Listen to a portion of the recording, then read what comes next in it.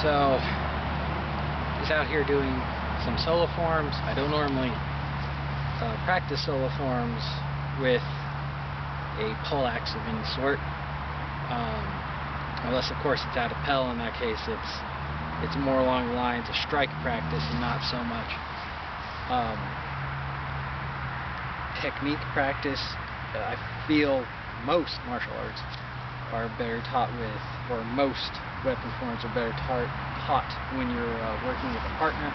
Some are easier to practice very basics in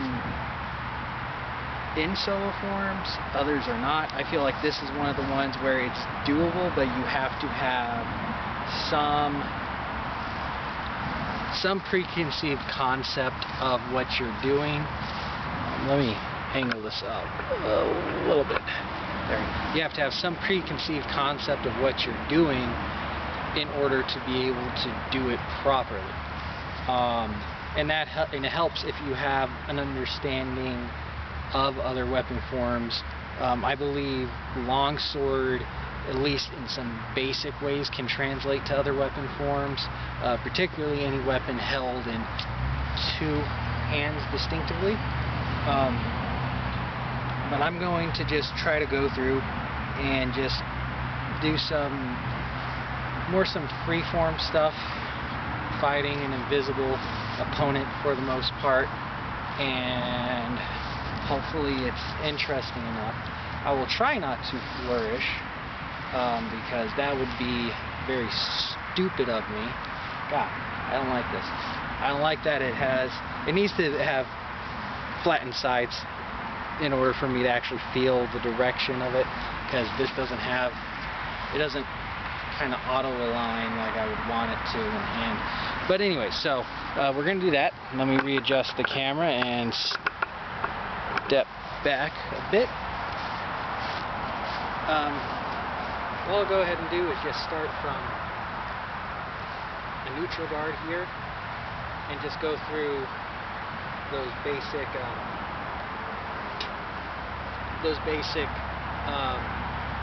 longsword guard transitions and cuts. I might do it a little different in, like you saw, transfer hands in order to more efficiently strike from either side.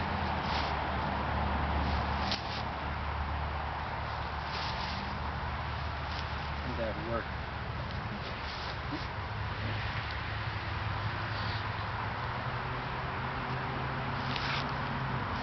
Yeah, I can kind of do that. Okay. I'll do those in less disjointed manner. Okay.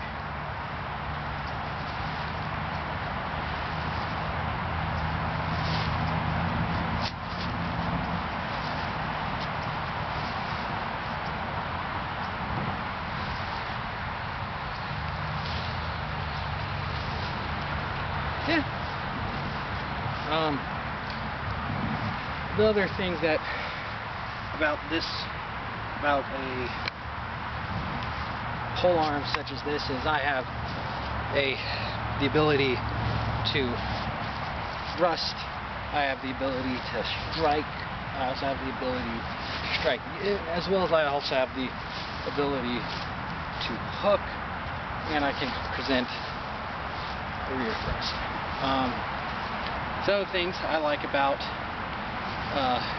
pole axes and pole hammers like this is you have this really nice cross, which allows me to, if I can see a weapon coming in, I can hook and discharge it and make a nice step in.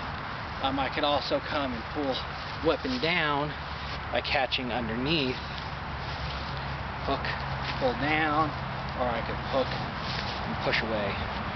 And I can do that from both sides.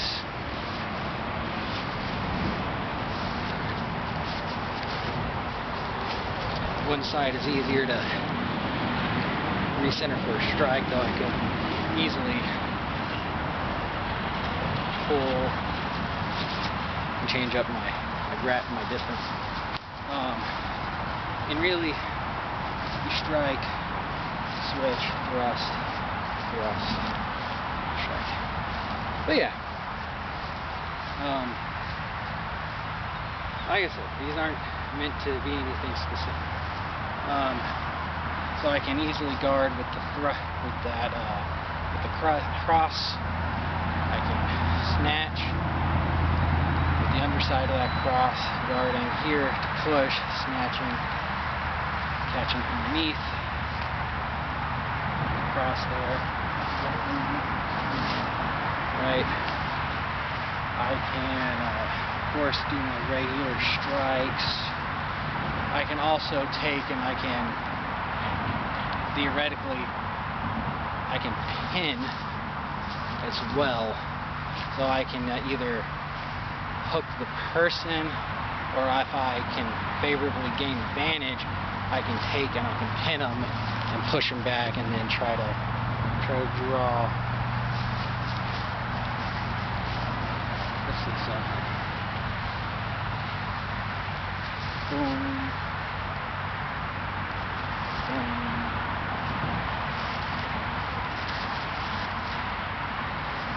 That's kind of a basic one. Let's do that again. Strike high, return,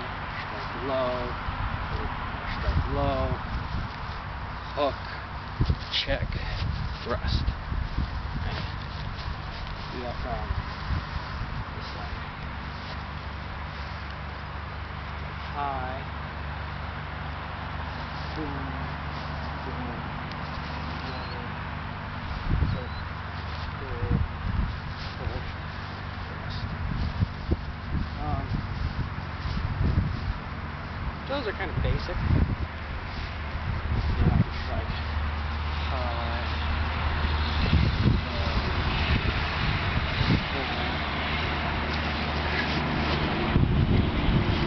probably put a thrust there. Boom, boom, boom, thrust, push, thrust. Not terrible.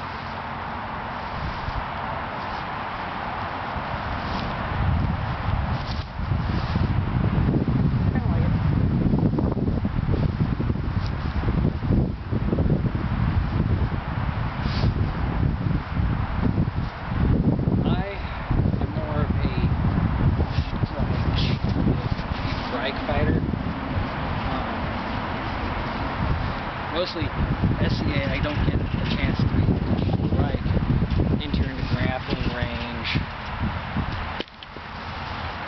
right? So mostly in SCA, I'm at range here, and I'm striking, trying to hook, thrust. Occasionally, I'll get into this middle guard if I'm safe enough out. I'll try to thrust. If I get into a high bind, I'll thrust, or if I get into high bind, I'll try to strike low. But yeah, this is I feel much better, especially the nature of the weapon in hand is easier to kind of is easier to kind of train it with a partner or an instructor, because there are just certain things you can't really do. You can do most of your basic guards that you get from longsword. I have my regular shoulder loaded guards. I have my lower guard, my long guard, my ox guards. And I can play those either from short, or I can play them long. Same thing. I can play shorter here, which gives me more forward striking. Not just that, whereas here, can't really reach anybody, but I can close more distance with a blunt force impact strike.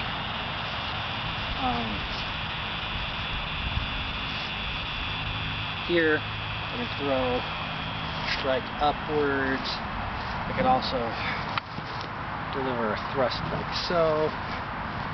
Boom. Into them. I could also from here just thrust up. From my oxes, obviously. And then I can do strike here, strike there. I can thrust the guard into a strike. It's more dependent. Let me make sure I'm still recording. Yeah, I'm still recording. Awesome. I'm worried about this camera. I thought it would die by now. What other things? What other things are you able to do with this? This is a good infantry weapon. I personally would want it to stand about here. This one's more designed for in close and personal combat, at least at its current height. If it was an infantry weapon, I would want it to stand taller than I am. So I would want at least the head to reach the top of my helmet or my head. And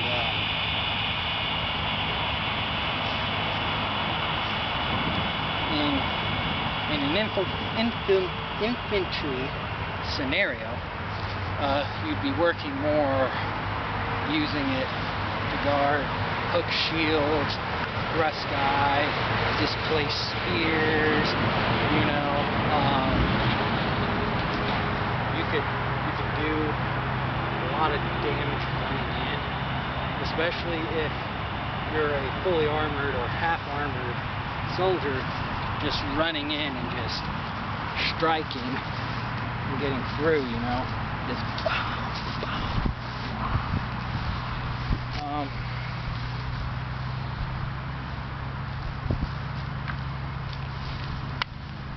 sorry, doing weird flourishes in lieu of actually saying anything. But yeah, I like this because it has two side spikes, which kind of give some protection. So if somebody tried to strike and I moved to block, but I'm not crossed here, I still have enough, at least a little room to guard. I can also probably hook a shield with it a little bit. But yeah.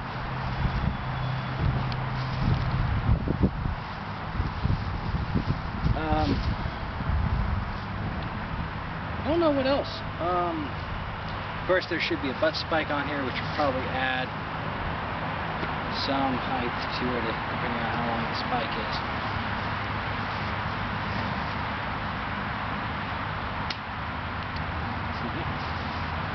But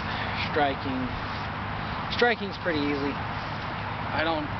With this, it's easier to do a quick hand transfer, especially outside of range, or if I'm transitioning, because one hand doesn't necessarily need to leave the weapon in order to get that hand transfer, because I can come in here from the left side, strike, return to my right, slide down, and then strike. This makes it much more versatile in that way. Same thing is I can come in here and play it here, and even though I have a thumbs pointed in style grip, I'm still able to deliver pretty forceful boom, boom, you know, or if I needed to, if I get close to the camera, you probably can't see what I'm doing. I can even strike full, I can strike low, grab here, pull them down, attack. I can also, if I hold my dagger and have not yet defeated them, I can also stand from here and deliver thrust while still being able to guard here. And at least this gives me some control over that situation. Make the thrust, I can try to poke at their feet. Alright. This would probably be easier to swing here, just one-handed, because it's plastic and not steel, but I highly doubt that. Overall, like, this is a good weapon, not gonna lie.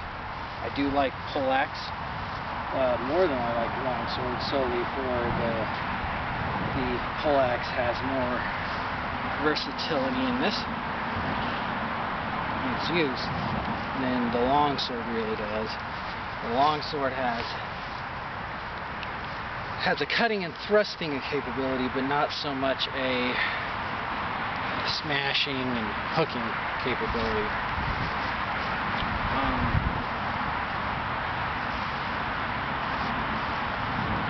Thrusts are pretty easy. I can do more of a plunging thrust. I can thrust out to here, or I can maintain grip thrust. I'm just bringing my hand to my armpit and just taking my step.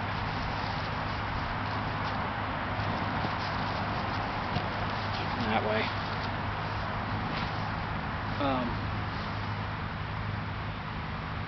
Yeah, it's kind of a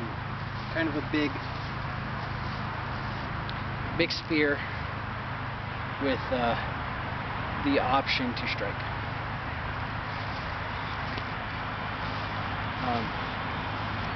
Yeah, it's a good weapon. This wasn't really meant to be an informational. Gonna check my. Still going 16 minutes, not bad. This really wasn't meant to be informational on this.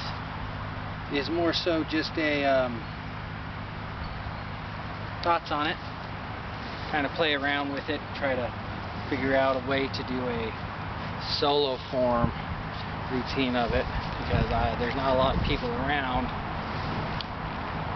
that fight with this, and those who do, are either limited by the rule set they use or aren't as available to do these things well as I am.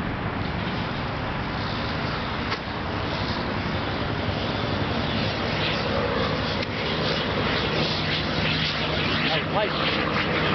Yeah. I want to try this one out in armor because it's pretty sturdy for what it is.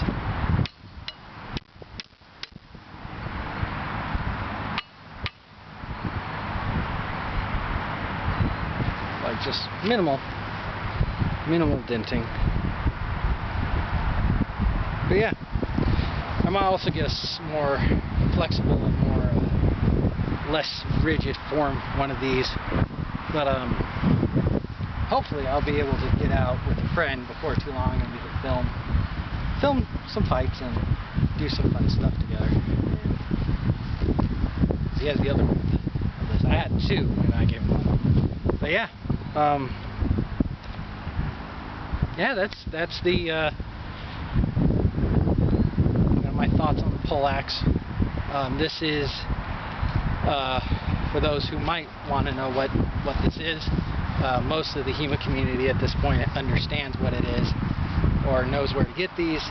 This is the Lucerian hammer from Dominus Gladius. There's several companies I know of that put out poly weapons like this. Poly being polysynthetics, plastics. This is their hard variant. I'm undecided if I truly like it. I like it for training, but I've had two of these break on me in the past solely from just the test. This is one of the ones that I tested and it didn't get screwed up. I will probably, if this one gets screwed up, I will put an order in for a rubberized one. It'll have more flex than this does, but it'll also be a bit safer to train with, and a bit safer for itself, so it doesn't just get busted up and broken. But yeah, overall, this is a great and versatile tool for the battlefield, whether you are fighting a duel or whether you're going to be fighting an army, what have you. It's relatively easy to learn the basics of strike, thrust, hook, but there's more that you can learn with a partner than I could ever probably show you solely from doing solo work like this. But yeah,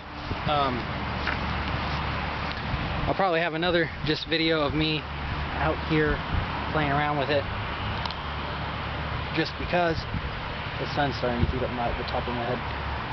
Just because I came out here and I don't want to just do 60 minutes of video of me talking, and yeah, it's a good, I think this is good. I like the training weapon that I have here. I would love a functional dress weapon. And yeah, I hope you guys enjoy this. I hope you give the video a like and a subscription, and I'll see you in that next video. I'm going to film actually right now.